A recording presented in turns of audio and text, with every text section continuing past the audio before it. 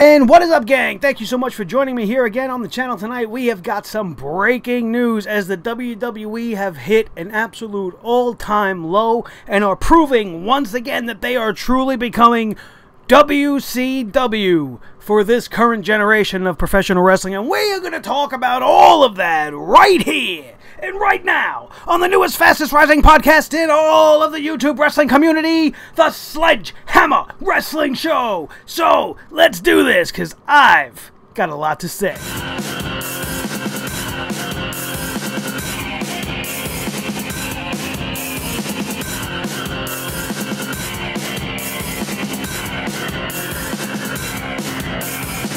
Sledgehammer Wrestling Show.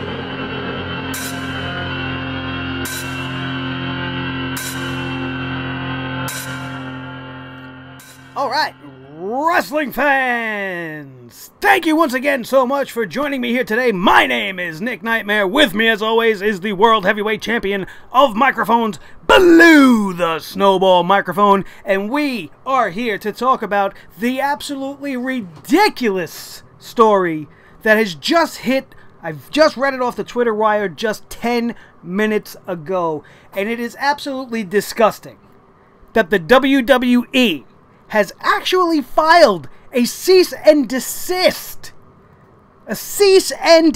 order to the Young Bucks for this, for a hand gesture. Too sweet. A symbol that has been used throughout professional wrestling since the late 90s. Its actuality of the origins of this hand signal and the too sweet are actually two separate things. We are going to get into both of those things, but before we get into the semantics and the technicalities of it all, I want to talk about how the WWE has fallen so far from the top that it absolutely is almost a disgrace. It's almost a disgrace to be a wrestling fan if you are specifically and majorly a fan of the WWE, as we are very WWE heavy on this channel. We do peek and look at other things when we have the chance, but this is mainly a WWE channel. And I am embarrassed and I am absolutely appalled at the actions taken by the WWE today. What kind of a rabbit hole are we opening here? If they are trademarking this and are stopping people from using this on televised events and at wrestling shows or in whatever capacity you want to use it. Hopefully they don't hit me with one for using it here. I went on a little sarcastic rampage on Twitter and I was using the little, you know, the emojis there for this guy. And I was using it in Too Sweet and Right to Matt and Nick Jackson, and saying things like, I hope WWE don't get me for Too Sweet and on the Twitter. You know, that's how petty this is coming off. If they could do it for this, can they patent flipping the bird? You know what I mean? I'm gonna do it. I'm not doing it to you guys, but we're doing it just for an example. Can they trademark this? Can they trademark the word what so people can't use the word what anymore? Can they just trademark everything that's ever been used? It's not even an original WWE trademark. Sure, they own it now, as per the purchase of WCW, but that was a WCW thing. That was made famous by the Clique in the WWE. It was never acknowledged. And then when the NWO rose to power on WCW, that was their thing. Too sweet. And they got it from being on tour in Europe while they were in the WWE still, which is how it ended up being used in the Clique sporadically here and there. If you go back on the network in the early 90s of Raw, you can see it being used very, very sparingly and never truly acknowledged. But this was the NWO's gesture. So now it's property of the WWE, but in the end of it all, it's a hand signal. Maybe I understand in a point that if you do it and say too sweet, they own that. But how do they own words and hand signals? I don't understand it. It doesn't make sense. And why would they do this? My immediate assumption was that they are pissed. They are pissed at the Bullet Club and New Japan and whoever else was involved for doing to them what they did to WCW at the height of the Monday Night War, when they sent DX down to, I believe it was some arena where they were at in Atlanta, maybe even, and they went down over to the arena. They were playing the same town that night. You know, you've seen it. It's a historic moment on WWE TV. It was one of the moments that started to change the shift of the tide in the WWE's favor. Are you kidding me? You're getting mad and you're going after these guys and you're going to try to punish them and take money from their pockets so that they can't feed their family with stuff that they've been using for years without your involvement because you're embarrassed? You're embarrassed that they pulled your own stunt against you and did actually a much better job. The Bullet Club at this point is so much more over than DX was at the point when they tried to take over WCW Nitro, that when you watch the video, which is on this week's Being the Elite, which is absolutely hysterical, it makes me laugh out loud. The crowd immediately turned against the WWE. They did the exact same shtick. I believe it was Marty Scurll, the villain, was sitting up on top of the car and asking everybody, "Are you here to see the WWE?" And the crowd goes, "No!" And he goes, "You here to see the Bullet Club?" And they all went friggin' berserk. They're giving out t-shirts. Nick and Matt Jackson are pissed off because they can't say the word "suck it." I guess that's where this all originated. But that was at least created and made within the WWE in the 90s. You're talking about a gesture and a hand signal that's origin doesn't even belong to the sport and the entertainment world of pro wrestling. I have it over here. Before we get and give you guys the real story. The Turkish Wolf. That's what this is called. It is a hand signal and gesture that was made popular by a Turkish ultra-nationalist organization known as the Grey Wolves in the late 1960s. That was probably back when Vince McMahon still hasn't even had his first wet dream at the time. He was dreaming about the possibility of watching big, sweaty, oversized men fighting each other while his dad was making waves and history all over the world. When this signal was created. And now he owns it? It's the same as I said. The biggest thing I could equate it to is Stone Cold's middle finger. Can they trademark that? People can't flip each other off in pro wrestling anymore because Austin did it? Is that where we're going to go next? It seems to be the most logical step. I don't understand why they would be so petty. All because they did a little dirty tactic and took over outside the arena of a Monday Night Raw in Toronto, Canada to promote the Bullet Club. They were trashing the WWE. The fans had a great time. Why can't you just look at it and go, "Oh, they got us. All right, they got us." No, we got to go after them now. These two young men who are fantastic, who turned you guys down, is that have part of it too? They wanted to bring in the Young Bucks right after WrestleMania time, when their contract expired. But the Young Bucks decided to stay where they were. They are making so much money without this logo. They're going to be able to drop it, and it's not going to affect them at all.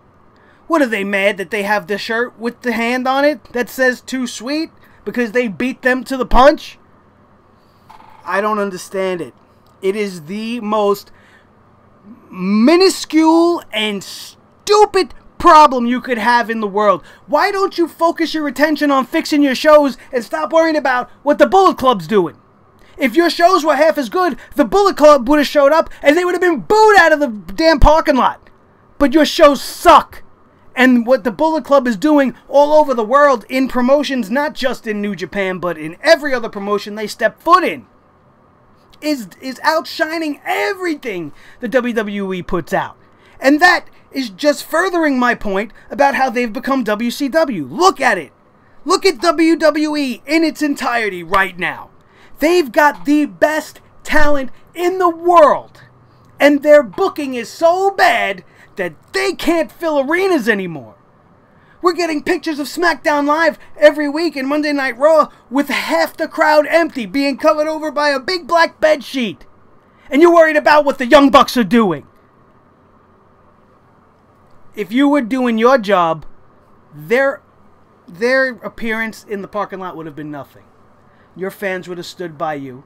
Sure, maybe there would have been a few assholes that would have got behind the Bullet Club if the roles were reversed and the WWE was the most popular and best thing going today, which it's not at the moment. I wish to God that it was, but it's not.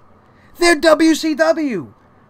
Think of the roster they had. The WWE roster back in the 90s, right before the birth of Stone Cold and DX and The Rock, it was pure garbage. It was an absolute stinkfest, and I still watched it because I love wrestling and I love the WWE. And as bad as it was, and as smart as I was as a kid, I already knew this was bad. We had Lex Luger on the Lex Express. Yokozuna was walking around with the title. Bret Hart kept getting hurt. Couldn't really move forward yet. It was a nightmare. WCW had Hogan and Savage and Flair. They had Steamboat and Sting, Vader, the Steiner Brothers, Doom. Then you want to go even further in the 90s. They had Benoit, Jericho, Mysterio, Eddie Guerrero, Perry Saturn. All these talents that at this point in history you could say were absolute legends in the business. And they didn't know what to do with them. You didn't know what to do with them at all. The booking from week to week was nonsensical. It was horrendous. It was hard to watch. No matter how great and how big the names were, it was bad. It was really bad.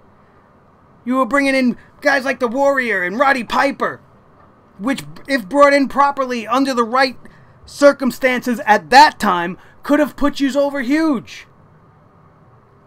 But that's not what happened with WCW, and that's what's happening with the WWE now. Look at Monday Night Raw. Braun Strowman, Brock Lesnar, Samoa Joe, Finn Balor, Rollins, Ambrose, Reigns. All booked like garbage. Bray Wyatt. SmackDown Live has two of the best wrestlers in the world, AJ Styles and Shinsuke Nakamura, and they don't do anything to improve the show. That's WCW-styled booking.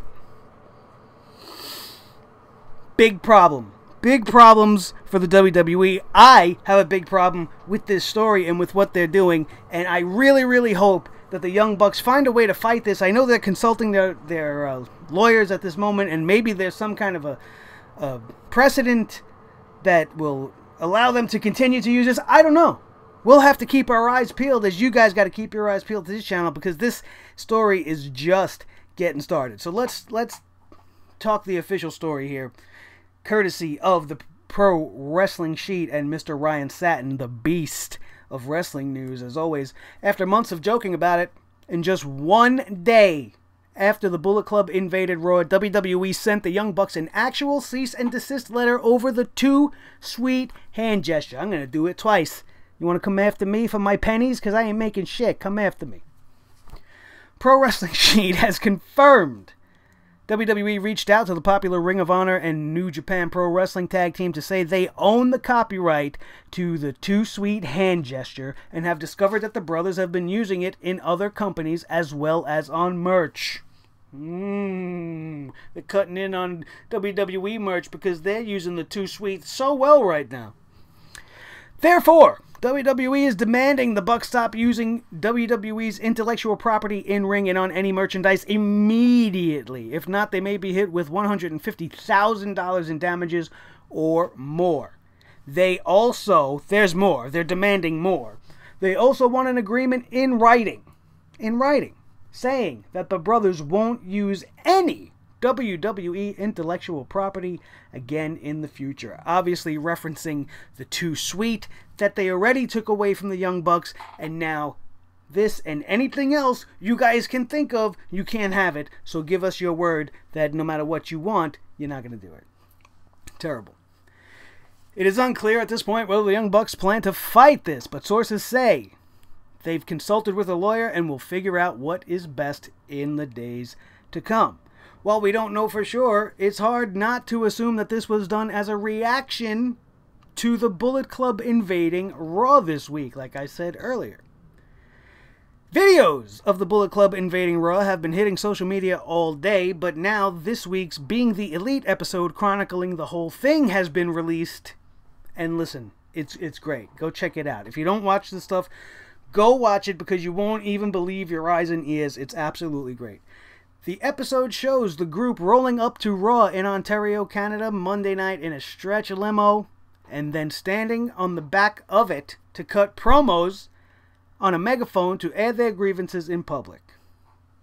And this is what sparked this whole thing. This one small maneuver that they made. As I said earlier, pulling WWE's own moves against them. Something that they had absolutely no problem with when it was them doing the poking, but now somebody else is poking at their back door. Somebody that they would much rather have inside the arena, if we're being honest. And now they're going to go after them for whatever money or damages they claim they've incurred over the Young Bucks using a hand signal. And why just specifically the Young Bucks? Kenny Omega, 2 sweets. Right? Hangman Page, 2 sweets. Every member of the Bullet Club hits it with a 2 sweet. Why was this letter just sent to Nick and Matt Jackson specifically and not to the entirety of the Bullet Club? To be honest, I don't know what the true details of the cease and desist letter entail. It may, in fact, be addressed to everybody within the Bullet Club organization, and it may pertain to everybody that is involved and just was received by Matt and Nick Jackson, maybe because they were the easiest for the WWE to get in touch with. We'll have to speculate on that. But this situation sucks. This situation absolutely sucks, and I can't believe they would even do this. I cannot believe that such a huge worldwide corporate organization that's making money all over the place, that's such great philanthropists, right? We got Connor's Cure Month going on. They're always right there with Susan Komen, right? They want to raise money for all kinds of stuff, be a star. We're great. Look at us. We are a wonderful, family-oriented, mom and pop, built from the ground up, true American story. Love the WWE because we're great. We do great things for the community. We bring money to your city when we come and have an event like WrestleMania. We bring millions of dollars in revenue to a city. We're great. That's the image they want to portray, right? We're great. We do such great things. We are wonderful people. And then you get this.